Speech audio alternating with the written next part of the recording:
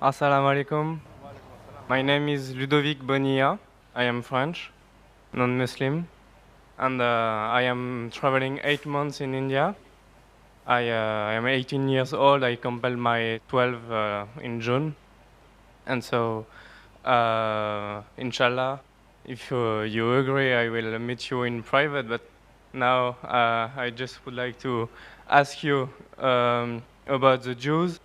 Maybe, if I am not wrong, you said that it is written in the Quran that Jews and pagans are the strong enemies of believers, Muslim believers, Muslim. And I would like to know how this verse can favorize peace in humankind when we see the troubles between Palestine and Israel, how some Muslim and some Jews cannot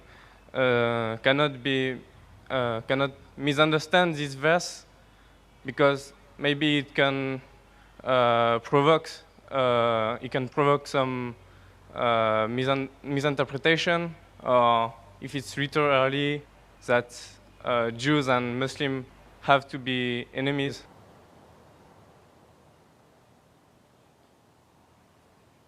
Well, that's a very good question.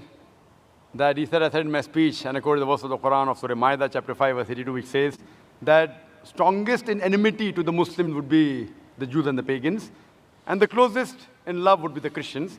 So if they wanted to create enmity when they say that the Jews and the Muslims should fight, the Quran doesn't say Jews and the Muslims should fight.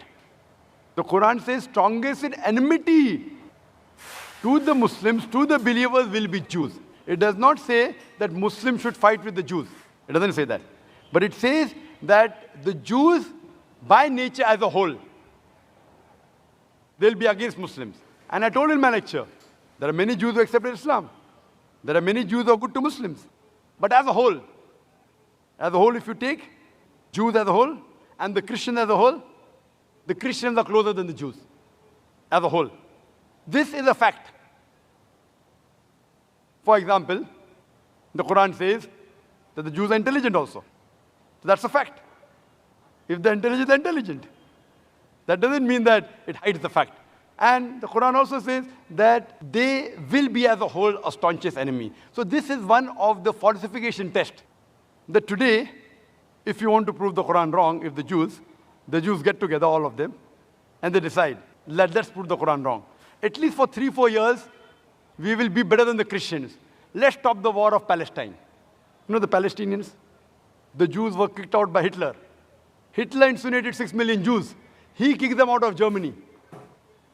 The Arabs, the Palestinians, they do ahlan wa sahlan. Come with open arms. After a few years, they are kicked out of the home. Imagine someone gives a traveler his home to live, and the traveler kicks him out of his home, and he's shouting that he has taken my house, and you're calling them terrorists. So what they have to do is, let's get together and solve this problem. Whatever the problem is. Not forever. Few years. 4-5 years only. And the problem is solved. So we aren't telling that the Muslims should fight with the Jews. In fact, the Quran says, even if your enemy wants peace, several places, even if they come to fight you, it's mentioned in Surah Anfal, in the battle, if they want peace, give it to them. So Quran is always for peace. Quran is always encouraging them. But if a person does not want peace to prevail, what can we do? Islam is a religion of peace. It wants peace, but it even mentions facts. That means we have to be careful of the Jews. Not that we have to fight them, unless they come and fight with you. That's a different thing.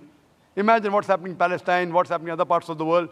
So brother, for peace to prevail, you have to follow the guidance of the Quran and live harmoniously rather than be enemies. So Quran doesn't say that Jews should be enemies, but they will be, saying. Hope that answers the question.